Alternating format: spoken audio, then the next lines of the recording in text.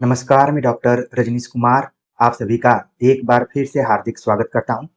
हिंदी साहित्य का इतिहास आचार्य रामचंद्र शुक्ल के इतिहास ग्रंथ के आधार पर हम टेस्ट नंबर 32 लेकर आप सभी के सामने हाजिर हैं, जिसके केंद्र में है रीतिकाल के अन्य कवि भाग 2।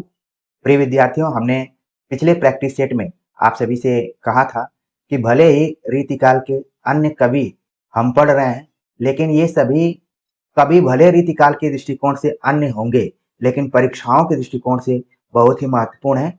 यहाँ से हर बार हर प्रश्न पत्र में सवाल पूछे जाते रहे हैं और इसी उम्मीद से हम इन पर चर्चा कर रहे हैं। उम्मीद है कि आप सभी को ये प्रश्नोत्तरी अभ्यास सेट अच्छा लग रहा होगा और अपना मूल्यांकन भी आप आसानी से कर पा रहे होंगे। उसी क्रम को आगे बढ़ाते हुए हम बात कर रहे हैं प्रश्न नंबर 26 के ऊपर। पूछा गया, प्रेम की पीर या इश्क का दर्द इनके एक एक वाक्य में भरा पाया जाता है। उत्प्रेक्षाएं भी इन्होंने बड़ी अनूठी और बहुत अधिक कही हैं। आचार्य रामचंद्र शुक्ल का उपयुक्त कथन किसके संदर्भ में है? ऑप्शन दिया गया रसलीन, आलम, शेख रंगरेजिन, घनानंद। तो ये बात किसके संदर्भ में आचार्य रामचंद्र शुक्ल ने कही हुई है कि प्रेम की पीर या इश्क का दर्द इनके एक एक वाक्य में भरा पाया जाता है। ये वाक्य वो सब लोग ज्यादा समझ पाएंगे जो कि प्रेम और इश्क के भाव को समझते होंगे। तो यहाँ पर आपको ध्यान में रखना है कि आचार्य रामचंद्र शुक्ल ने ये बात आलम के संदर्भ में कही है। आपने आलम और शेख रंगरेजिन के प्रेम संबंध को पिछले प्रैक्टिस सेट में देख लिया होगा। तो यहाँ पर ये कथन आलम से जुड़ा हुआ है। ये देख रहे हैं कि हमने दो वाक्यों को मिलाया है। हो सकता है कि किसी एग्जाम में इतना दूर पूछा जाए कि उत्प्रेक्षाएं भी इन्होंने बड़ी अनूठी और बहुत अधिक कही हैं। तो ये भी आंसर आलम से जुड़ा हुआ है। ठीक है, तो इसमें दो वाक्य महत्वपूर्ण है, प्रेम की पीर या इश्क का दर्द। ये दोनों शब्द आचार्य रामचंद्र शुक्ल के बड़े प्रिय रहे हैं। अगर आप सूफी काव्य पढ़ेंगे वहां पर भी इसकी चर्चा की जाती है और रीति मुक्त काव्य पढ़ रहे हैं वहां पर भी इसकी चर्चा शुक्ल जी ने की हुई है। ठीक है, आगे बात करते हैं। अगला जो प्रश्न है, श्रृंगार रस की ऐसी उन्मादमयी उक्तियां इनकी रचना में मिलती हैं कि पढ़ने और सुनने वाले लीन हो जाते हैं। यह तन्मयता सच्ची उमंग में ही संभव है। आचार्य रामचंद्र शुक्ल का उपयुक्त कथन किसके संदर्भ में है? यानी कि श्रृंगार रस प्रधान कविताएं बहुत लिखी गई, लेकिन अगर उनमें हम उन्मादमयी उक्तियां देखें तो वो उक्तियां एक खास कवि के अंदर पाई जाती हैं। ऑप्शन दिया गया है रसलीन, आलम, शेख रंगरेजिन, घनानंद। सही जवाब है ऑप्शन बी, आलम के संदर्भ में आचार्य रामचंद्र शुक्ल का यह कथन है कि श्रृंगार रस की ऐसी उन्मादमयी उक्तियां इनकी रचना में मिलती हैं कि पढ़ने और सुनने वाले लीन हो जाते हैं। ये बहुत बड़ी बात है कि कोई अपनी अभिव्यक्ति करे और उसको पढ़ने और सुनने वाले उसमें लीन हो जाए। ये खास उक्तियां ही प्रभावित करती हैं। तो इसके लिए आलम जाने जाते हैं और कहा गया कि ये लीनता कब आती है? यह तन्मयता सच्ची उमंग में ही संभव है। जब आप सच्चे मन से, सच्चे उत्साह के साथ, सच्ची उमंग के साथ अगर आप उक्तियों का प्रयोग करते हैं तभी यह संभव है कि पढ़ने और सुनने वाले उसमें लीन हो जाते हैं। ये बात किसकी कविताओं के संदर्भ में है? आलम के कविताओं के संदर्भ में है और कथन है आचार्य रामचंद्र शुक्ल का। अगला प्रश्न है, रेखता या उर्दू भाषा में भी उन्होंने कवित्व कहे हैं। उपयुक्त कथन किसके संदर्भ में है? ऑप्शन दिया गया आलम, गोविंद सिंह, श्रीधर, लाल कवि। रेखता या उर्दू, यहाँ पर आप चीज ध्यान में रखिए कि जिस तरीके से हम हिंदी बोलते हैं तो खड़ी बोली को ही आगे चलकर हिंदी कहा गया, उसी तरीके से रेखता का संबंध उर्दू से है। और आपने एक वेबसाइट का नाम भी सुना होगा, रेखता करके है। ठीक है, शब्दकोश भी है और तमाम उर्दू के कवियों की उसमें कविताएं भी शामिल की गई और हिंदी की कविताएं भी उसमें है। तो एक वेबसाइट का नाम है, जो विद्यार्थी थोड़ा साहित्य में गहरी रुचि रखते होंगे वो मेरी बात को समझ गए होंगे। लेकिन यहाँ पर आपको ध्यान में रखना है कि रेखता या उर्दू भाषा में भी कवित्व लिखने का प्रयास किसने किया हुआ है? सही जवाब है आलम। आलम ने रेखता या उर्दू भाषा में भी कवित्व कहे। आमतौर पर जब भी कवित्वों की चर्चा होती है तो अवधी और ब्रज भाषा का नाम आता है, लेकिन यहाँ पर एक नया तथ्य आपके सामने दिखाई पड़ रहा है कि आलम रेख्ता या उर्दू भाषा में भी कवित्व लिखा करते थे। अगला प्रश्न है कि आलम के संदर्भ में आचार्य रामचंद्र शुक्ल का कथन नहीं है। भाषा भी इस कवि की परिमार्जित और सुव्यवस्थित है, पर उसमें कहीं कहीं कीन, दीन, जीन आदि अवधी या पूर्वी हिंदी के प्रयोग भी मिलते हैं। कहीं कहीं फारसी की शैली के रस बाधक भाव भी इनमें मिलते हैं। प्रेम की तन्मयता की दृष्टि से आलम की गणना रसखान और घनानंद की कोटि में ही होनी चाहिए। ये साक्षात रसमूर्ति और ब्रज भाषा काव्य के प्रधान स्तंभों में हैं।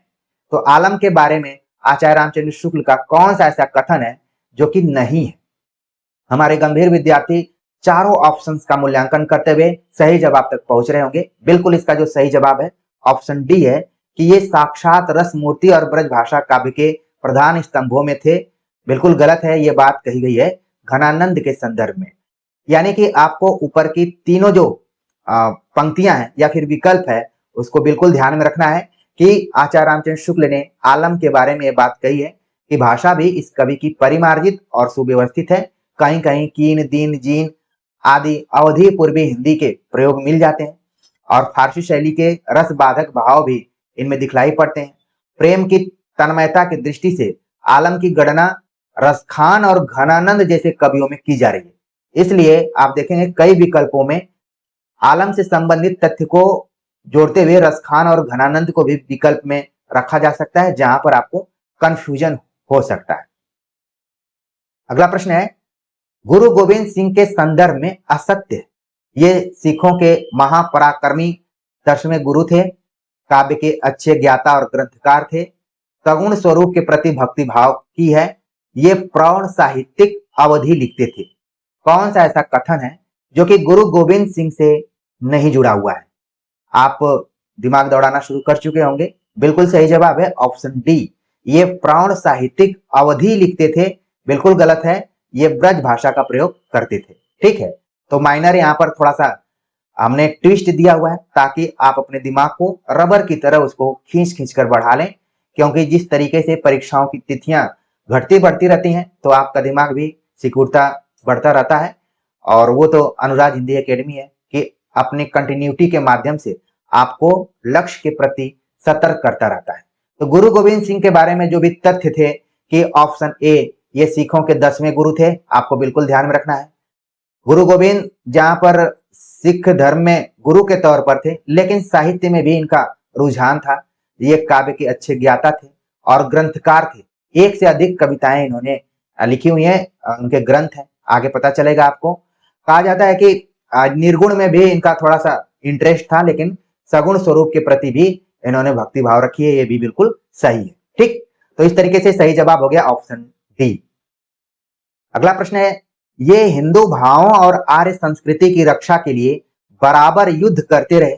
तिलक और जनेऊ की रक्षा में इनकी तलवार सदा खुली रहती थी। उपरोक्त कथन किसके संदर्भ में है? ठीक है, ये तथ्य किसके संदर्भ में है? ऑप्शन दिया गया तुलसीदास, भूषण, पद्माकर, गुरु गोविंद सिंह। कौन ऐसा कवि है जो कि हिंदू भावों और आर्य संस्कृति, जिस तरीके से आज हम आप सभी से चर्चा कर रहे हैं, कुछ वही दौर उस जमाने में था जब गुरु गोविंद सिंह इन दोनों चीजों के लिए, हिंदू भावों और आर्य संस्कृति की रक्षा के लिए बराबर युद्ध करते रहे।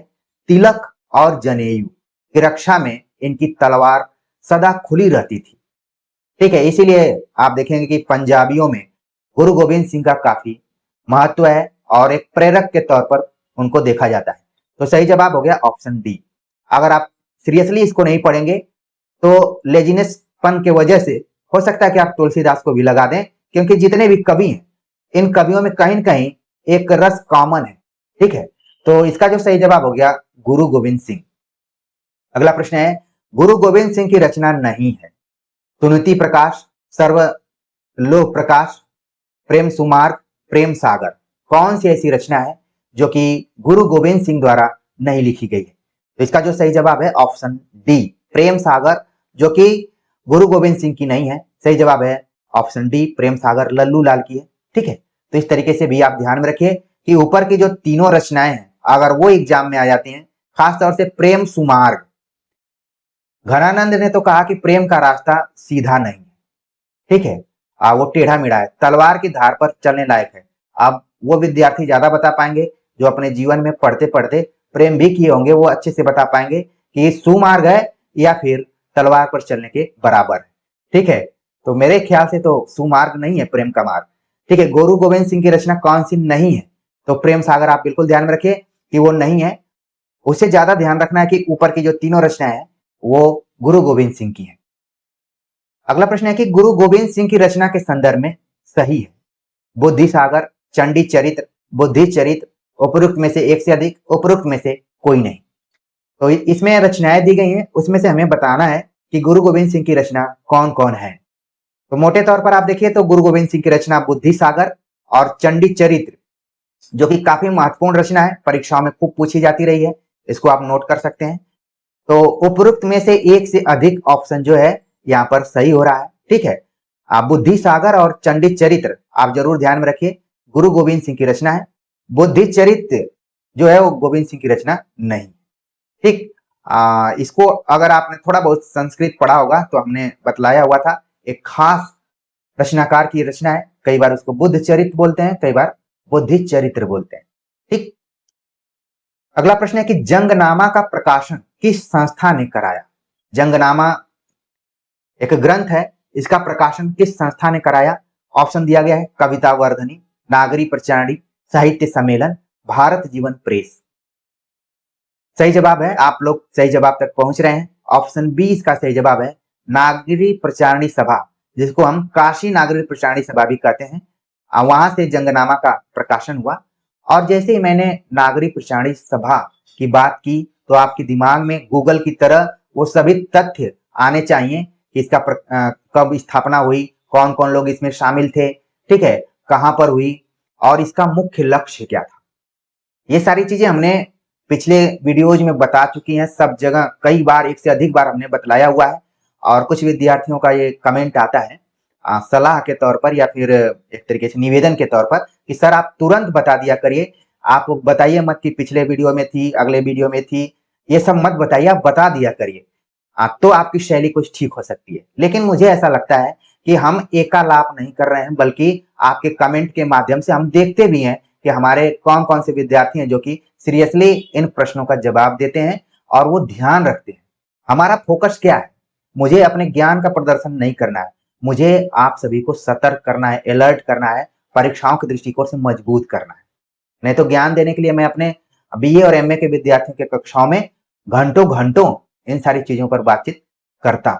तो चीजें आप फोकस कीजिए, आप जब तक अपने दिमाग पर चोट नहीं करेंगे, मैं लाख भर चीजों को बताता जाऊंगा, आपके मन में वो चीज बनी रहेगी कि कोई आसानी से कोई तथ्य बता दे। तो ये पढ़ाने की एक अलग शैली है कि संकेतों को समझना।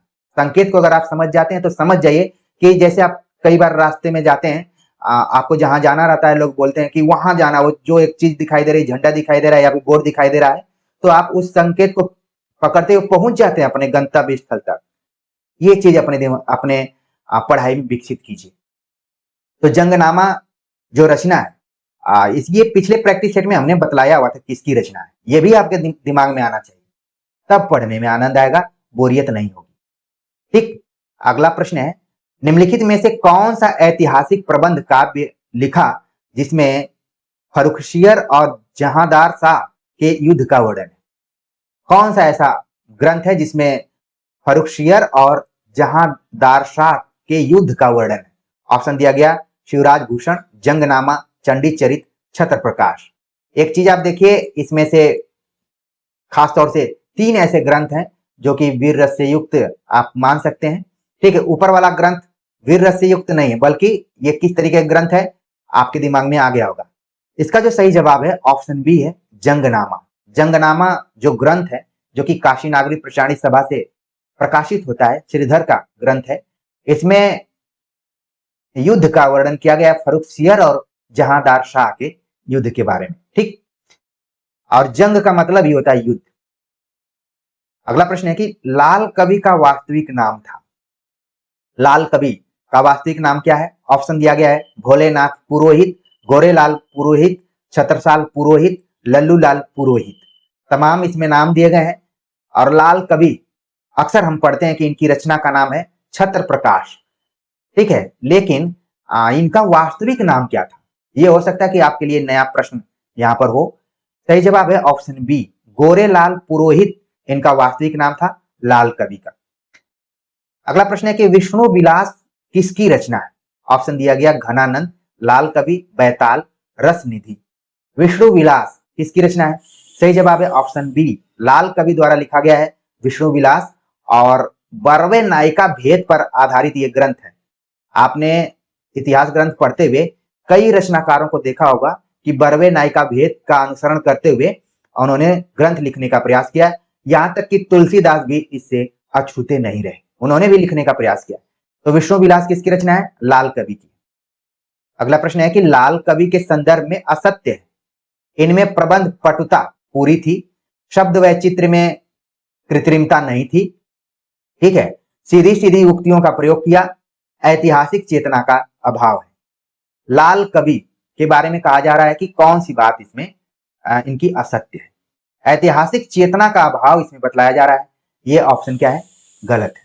ठीक, बाकी जितनी भी बातें ऊपर की गई हैं ये सभी लाल कवि के बारे में सत्य है। ऐतिहासिक चेतना का अभाव है, ये बात बिल्कुल गलत है, क्योंकि इन्होंने छत्र प्रकाश जैसे ग्रंथ को लिखा हुआ है, तो कहीं ना कहीं इनके अंदर ऐतिहासिक चेतना है।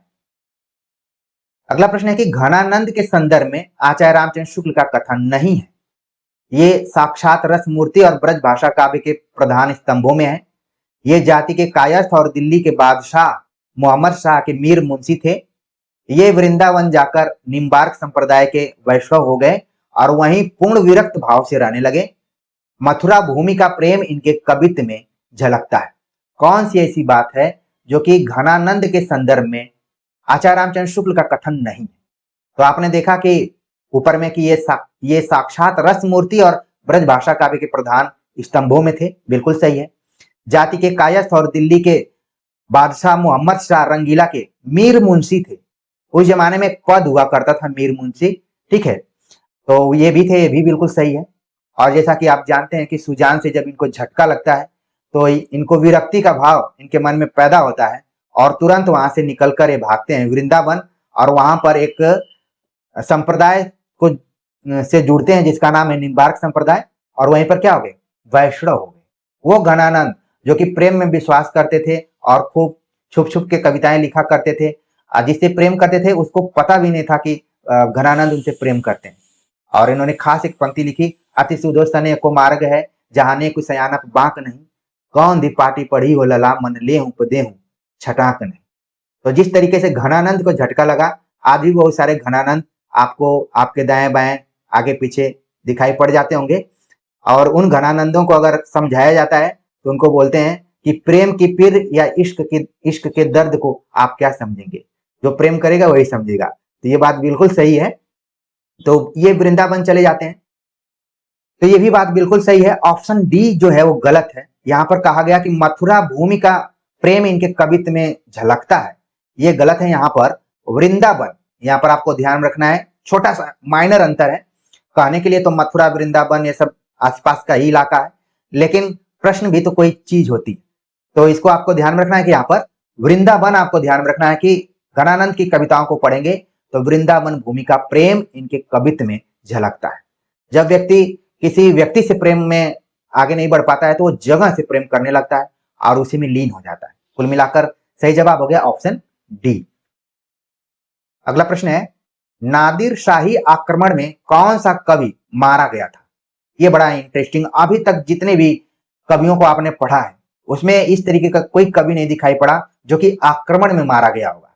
हाँ, किसी को सजा के तौर पर हाथी से कुचलवा दिया गया, तालाब में फेंकवाने का प्रयास किया गया, तमाम सजाएं दी गई, लेकिन आक्रमण में मारा गया ये थोड़ा सा दुखद है। अगर देखा जाए तो आज के शब्दावली में ये कवि शहीद हुआ होगा। वो कौन सा कवि है? ऑप्शन दिया गया भूषण, घनानंद, लाल कवि, सूदन।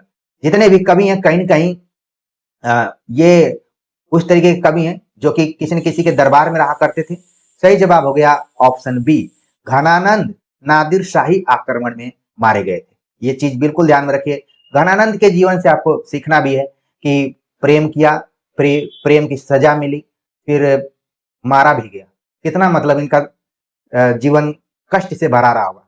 बहुत सारे बच्चे हैं, वो भी बोलते रहते हैं कि हमारा भी जीवन, नौकरी नहीं मिले तो कष्ट में है। बिल्कुल सही बात है, क्योंकि आज के जमाने में अगर आप सजीव हैं, जीवित हैं, तो जिसके पास नौकरी, अगर सम्मान बचा हुआ है, जिसके पास नौकरी, ये मध्य वर्ग की जो चेतना है उसके संदर्भ में।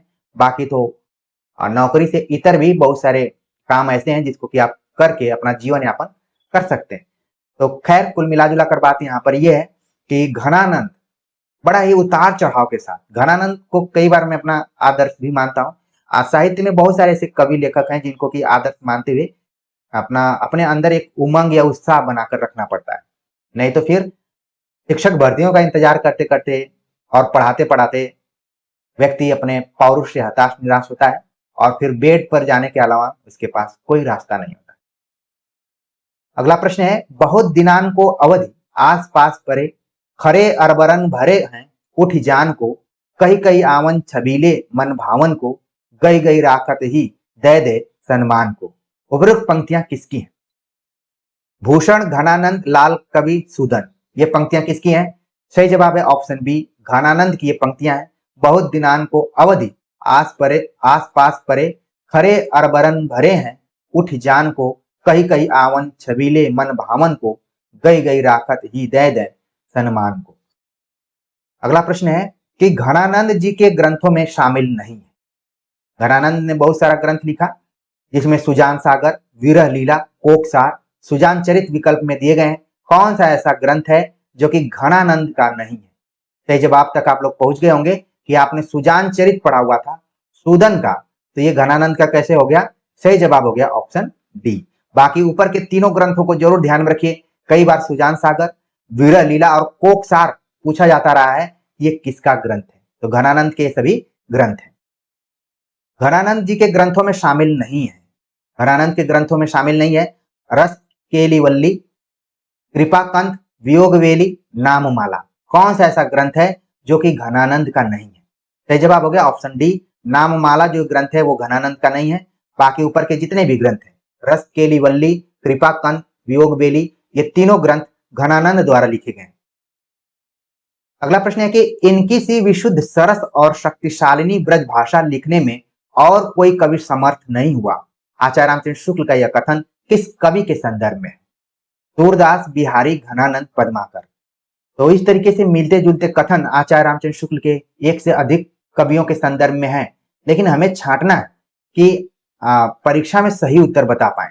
इनकी सी विशुद्ध, सरस और शक्तिशालिनी, ये तीनों चीजें जरूर ध्यान रखें। विशुद्ध, सरस और शक्तिशालिनी ब्रज भाषा लिखने में और कोई कवि समर्थ नहीं हुआ। आचार्य रामचंद्र शुक्ल का यह कथन घनानंद के संदर्भ में। सही जवाब हो गया ऑप्शन सी। विशुद्धता के साथ प्रौढ़ता और माधुर्य भी अपूर्व ही है, विप्रलंब श्रृंगार ही अधिकतर इन्होंने लिखा है। आचार्य रामचंद्र शुक्ल का यह कथन किस कवि के संदर्भ में? तो जहां तक विशुद्धता की बात की जाए, सरसता की बात की जाए, शक्तिशालिनी ब्रज भाषा के प्रयोग की बात की जाए, माधुर्य की बात की जाए, और साथ में श्रृंगार पर आधारित तो तमाम कविताएं लिखी गई, लेकिन वियोग श्रृंगार रस को अगर कोई केंद्र में रखा है तो वो है ऑप्शन सी, घनानंद। विकल्पों में नाम दिया गया था सूरदास, बिहारी, घनानंद, जगन्नाथ दास, रत्नाकर। सही जवाब हो गया ऑप्शन सी। ये वियोग श्रृंगार के प्रधान मुक्तक कवि हैं। प्रेम की पीर ही को लेकर इनकी वाणी का प्रादुर्भाव हुआ। अभी आपने प्रेम की पीर या फिर इश्क का दर्द देखा कि आलम के बारे में था, लेकिन यहां पर यही शब्द आप देख रहे हैं कि प्रेम की पीर ही को लेकर इनकी वाणी का प्रादुर्भाव हुआ। यहां से भी कथन पूछा जा सकता है, आचार्य रामचंद्र शुक्ल का यह कथन किसके संदर्भ में? ऑप्शन दिया गया जायसी, बिहारी, घनानंद, रसखान। सही जवाब हो गया ऑप्शन सी, घनानंद के बारे में आचार्य रामचंद्र शुक्ल का यह कथन है। अगर इसी विकल्प में मैं आलम दे दिया होता तो यह विकल्प और तगड़ा हो जाता। ठीक है, फिर भी आपको ध्यान में रखना है कि प्रेम की पीर को लेकर जहां जायसी के संदर्भ में बात आई हुई है, आलम के बारे में आई है, और साथ में घनानंद के बारे में आई हुई है। तो इसीलिए आप देखेंगे कि पीडीएफ के साथ कैसे पढ़ने में आपको आनंद आता है। पीडीएफ न केवल काले अक्षरों का संकलन है, बल्कि आपकी समझ को बढ़ाने वाला है। इसीलिए पीडीएफ मैं नहीं देता हूं, आपको समझाने का प्रयास करता हूं। आधा घंटा 45 मिनट अगर आप इस चैनल को देते हैं तो निश्चित तौर पर आप अपनी मंजिल में पहुंचकर उसको कई तला बना सकते हैं, उसके कई फ्लोर को निर्मित कर सकते हैं। अगला प्रश्न है कि प्रेम मार्ग का ऐसा प्रवीण और धीर पथिक तथा जवादानी का ऐसा दावा रखने वाला ब्रज भाषा का दूसरा कवि नहीं हुआ। आचार्य रामचंद्र शुक्ल का यह कथन किस कवि के संदर्भ में है? ऑप्शन दिया गया जयसी बिहारी घनानंद रसखान। प्रेम मार्ग का ऐसा प्रवीण और धीर पथिक। प्रिय विद्यार्थियों, एक चीज आप देखिए, शब्दों पर जोर दीजिए। तेज चलने वाला पथिक कामयाब नहीं होता है, ऐसा पथिक जो धैर्य रखता है, धीरे धीरे चलने वाला। आपने कई विज्ञापनों को देखा होगा कि बाइक से या कार से या बस से तेज स्पीड में चलने पर ज्यादातर एक्सीडेंट होने की संभावना होती है। वैसे ही प्रेम में भी आपने देखा होगा कि अगर स्पीड तेज करके चल रहे हैं तो कभी भी दुर्घटना हो सकती है और आप अपने जीवन में बहुत तगड़ा झटका खा सकते हैं। इसलिए प्रेम भी आप कर रहे हैं तो उसमें धैर्य रखिए, टाइम दीजिए, वक्त दीजिए, इसके बाद आगे का प्रोसेस कीजिए, नहीं तो 2-3 दिन में ही प्रेम खत्म हो जाएगा और आप अपने मन का रखेंगे। मुझे याद आता है कि एक बार मैं सिविल सर्विसेज की तैयारी कर रहा था, तो मेंस की कोचिंग करने गया हुआ था मुखर्जी नगर। तो वहां पर मैंने देखा कि 2 सिस्टर थी, हम लोग प्रतीकात्मक रूप में सीता और गीता नाम रखा हुआ था, ठीक है। तो सीता एकदम सीता जी की तरह ही थी, एकदम मतलब सुंदर जिसको कह सकते हैं, और गीता थोड़ा सा चंचल थी और लगता था कि अगर किसी से लड़ाई वड़ाई होगी तो वो उसमें आगे हो सकती है। तो इन दोनों के लिए एक विद्यार्थी था जो सीट कवर करके रखता था। सभी मतलब 1.5-2 कम से कम 300 तो बच्चे बैठते ही रहे होंगे। तो वो बच्चा आता था सबसे पहले सीता और गीता के लिए सीट बुक करके रखता था और बहुत प्रसन्न रहता था, और उसकी प्रसन्नता को देखकर हम लोग भी प्रसन्न रहते थे कि चलो कोई तो अपने जीवन में खुश है। लेकिन एक दिन मैं देखता हूं कि बच्चे का चेहरा बहुत उतरा हुआ है और सीता गीता उसके बगल में नहीं बैठी हैं, और वो दूसरी जगह बैठी हुई है। तो मुझे लगा कि हमारे आसपास एक और घनानंद दिखाई पड़ रहा है, क्योंकि साहित्य का की जो प्रयोगशाला, जो लेबोरेटरी है, वो तो सोसाइटी ही है, समाज है, आसपास है। तो क्या करना है आपको? सभी लोग तैयारी करने जाते हैं। अभी भी हमारे चैनल से जुड़े बहुत सारे ऐसे विद्यार्थी होंगे जो कि तैयारी कर रहे होंगे, लेकिन तैयारी किस अप्रोच से कर रहे हैं वो मायने रखता है। तो प्रेम मार्ग का ऐसा प्रवीण, कुशल और धीर पथिक तथा जवादानी का ऐसा दावा रखने वाला ब्रज भाषा में दूसरा कवि नहीं हुआ। आचार्य रामचंद्र शुक्ल का यह कथन किसके बारे में है? सही जवाब है ऑप्शन सी, घनानंद। अगला प्रश्न है, नेहि महाब्रज भाषा प्रवीण और सुंदरताहु के भेद को जाने, भाषा प्रवीण सुछंद सदा रहे, सो घन जुके कवित बखाने। उपरोक्त पंक्तियां किस कवि से जुड़ी हुई? तो इसके लिए आपको ज्यादा दिमाग नहीं लगाना है। अगर आप घन को समझ ले रहे हैं तो सही जवाब तक पहुंच जाएंगे कि ये पंक्तियां घनानंद के संदर्भ में है। लेकिन एक चीज आपको ध्यान में रखना है कि ब्रजनाथ नाम करके एक व्यक्ति रहे हैं जिन्होंने घनानंद का मूल्यांकन करते हुए पंक्तियां यहाँ पर लिखी हुई हैं, जो कि सवैया छंद में है। तो कम से कम इस पॉइंट को भी आप ध्यान में रखिए कि ने ही महाब्रज भाषा प्रवीण और सुंदरताओं के भेद को जाने, भाषा प्रवीण तो छंद रहा सदा रहे, सो घनजू के कवित बखाने। ये बात किसने लिखी हुई है? ब्रजनाथ ने लिखी है, लेकिन घनानंद के संदर्भ में। ऑप्शन में हमने दिया था बोधा आलम ठाकुर, जो कि विकल्पों को पूरा करने के लिए था, लेकिन सही जवाब है ऑप्शन ए। अगला प्रश्न है कि घनानंद की कविताओं में बराबर सुजान को संबोधन किया गया है, इसका आशय है। घनानंद की कविताओं में आप देखेंगे बार बार सुजान को संबोधित किया गया है।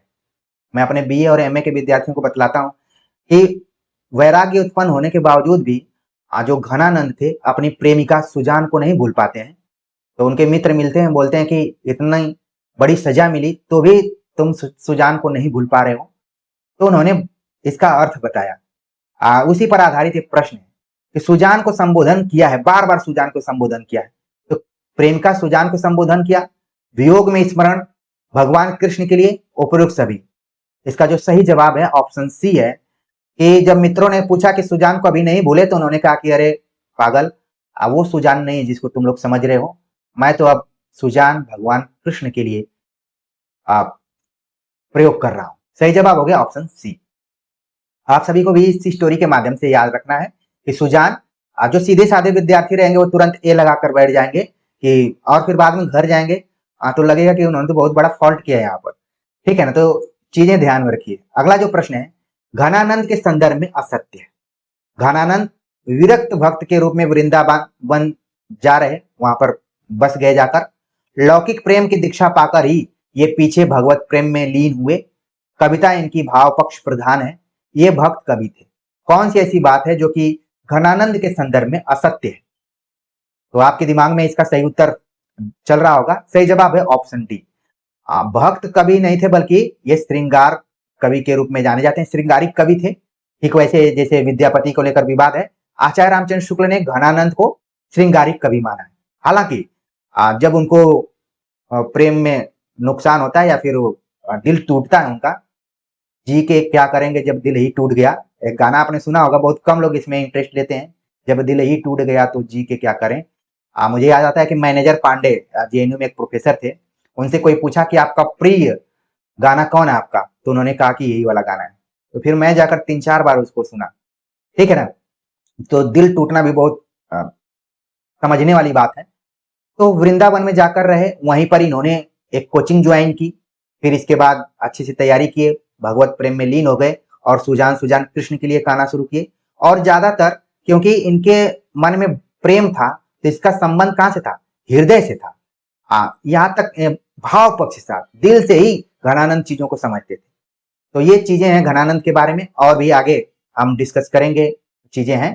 तो प्रिय विद्यार्थियों, उम्मीद है कि आज के प्रश्न भी आपको हर बार की तरह अच्छे लगे होंगे और आपका रिवीजन हुआ होगा, कुछ नए तथ्यों से आप जुड़े होंगे और इस संकट की घड़ी में आपका मन भी थोड़ा सा फ्रेश हुआ होगा और फिर से आप उसी तन्मयता के साथ, उसी सच्ची उमंग के साथ आगे आने वाली जो भी यूपी पीजीटी या फिर टीजीटी एग्जाम है, जीआईसी की एग्जाम है, एक बार फिर से कमर कस के लग जाएंगे और बेहतर परफॉर्मेंस करेंगे। तो आप सभी के कमेंट का इंतजार रहेगा। मिलते हैं एक नए टॉपिक के साथ, तब तक के लिए नमस्कार।